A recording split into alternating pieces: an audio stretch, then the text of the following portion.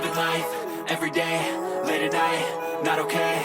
All I want, and I pray, all I need are some better days. Fuck me, I'm looking in the Halo guys, welcome to my channel. Hari ini masih tetap aku akan sharing tentang pengurusan berat badan atau diet.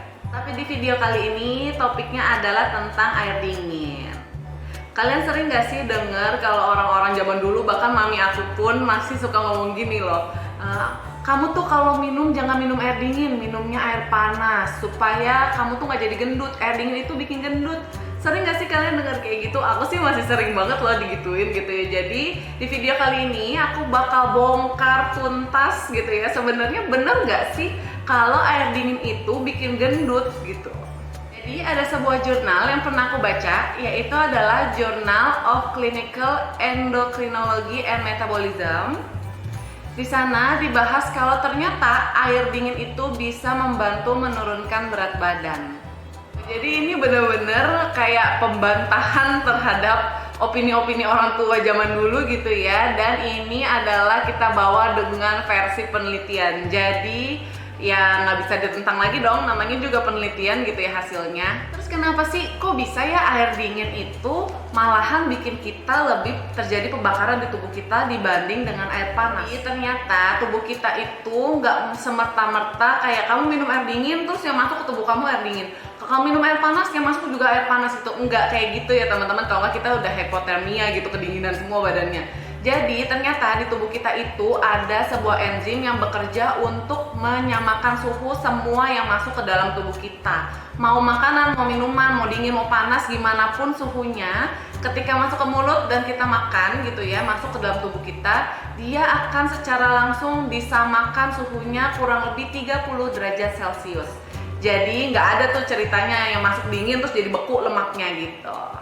Nah lalu kenapa akhirnya kok air dingin malah bisa bikin badan kita terjadi pembakaran lebih optimal? Jadi gini, si enzim ini kan kalau misalnya dia harus menghangatkan gitu, menghangatkan minuman kita, nah dia akan bekerja lebih keras untuk mengeluarkan panas sehingga badan kita itu jadi keluarin panas, berarti kan dia terjadi pembakaran energi dan akhirnya itulah yang mengangkat metabolisme kita sehingga ini menjadi ada pembakaran energi gitu ya di proses ini.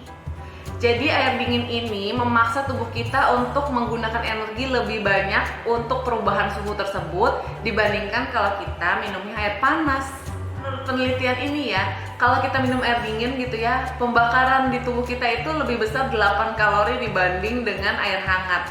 Ya walaupun memang cuma 8 kalori gitu ya, sangat kecil gitu, tapi ya ini membuktikan dong teman-teman kalau mitos-mitos dari orang tua zaman dulu itu yang bilang kalau kita minum air dingin itu bikin gendut itu jelas salah total alias hoax. Oke, jadi meskipun di pembahasan aku ini yang menyedihkan gitu ya, ternyata walaupun dia nggak bikin gendut, tapi sebenarnya dia minum air dingin juga nggak bikin kurus.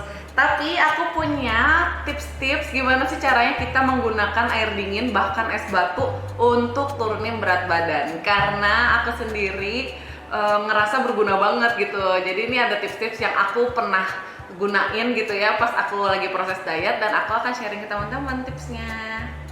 Yang pertama adalah minum air sebelum makan. Ya ini aku udah pernah bahas juga gitu ya. Secara logika sebenarnya gini sih, kalau lambung kita kosong jangan langsung diisi dengan makanan, tapi kita minum dulu gitu ya supaya kira-kira 1/4 atau 1/3 lambung kita tuh isi air dulu deh gitu, baru kita isi makanan supaya makannya juga nggak berlebihan. Nah, di sini aku merekomendasikan untuk minum air dingin karena selain dia juga akan membantu pembakaran energinya, karena kan dia akan menyamakan suhu tuh yang tadi aku bahas di awal.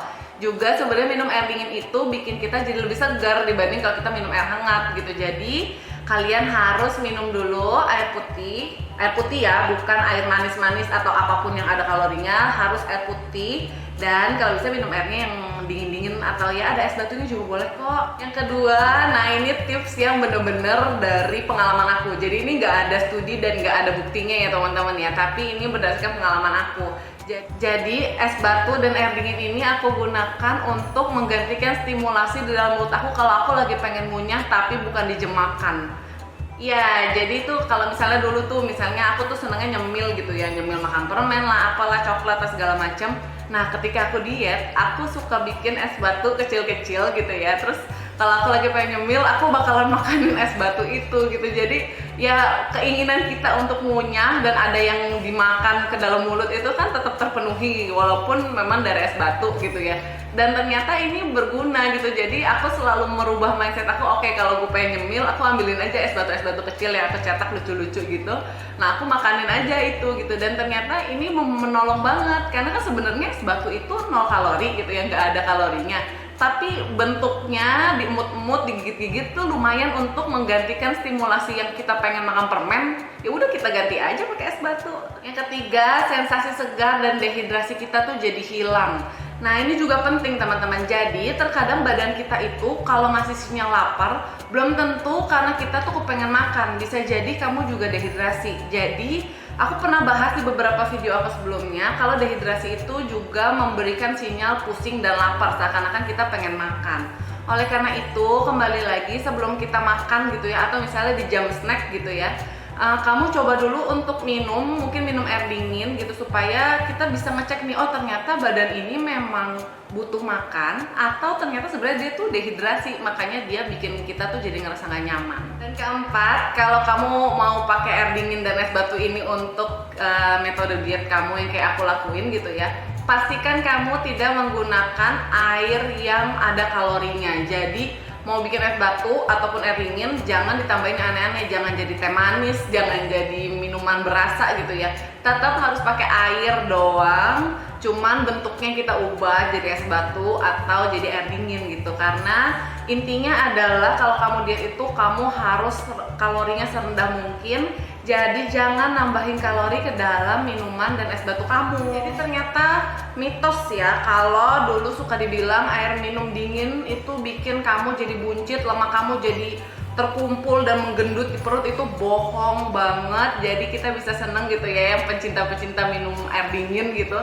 Tapi walaupun dia bisa meningkatkan sedikit pembakaran kalori yaitu 8 kalori gitu ya, ini tuh juga nggak bisa bikin kamu kurus. Tapi kalau kamu ngelakuin tips-tips aku tadi gitu ya saat kamu diet, mungkin ini bisa menjadi cara untuk membantu kamu menurunkan berat badan. Jadi ketika kamu diet, jangan lupa kalau tidak ada cara yang instan. Intinya cuma satu ketika kamu diet adalah kamu harus menekan kalori kamu sebanyak-banyaknya tanpa melupakan gizinya. Jadi kamu harus tetap perhatiin gizi kamu meskipun makannya kalorinya rendah.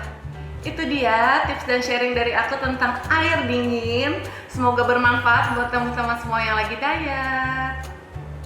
Kalau kalian suka dengan isi konten aku, jangan lupa untuk selalu support aku biar aku semakin semangat bikin videonya dengan subscribe, like, comment, and share. Oke?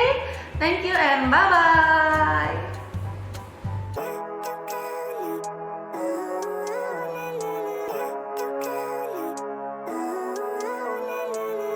Living life, everyday, late at night, not okay. All I want, and I pray, all I need are some better days. Fuck me, I'm looking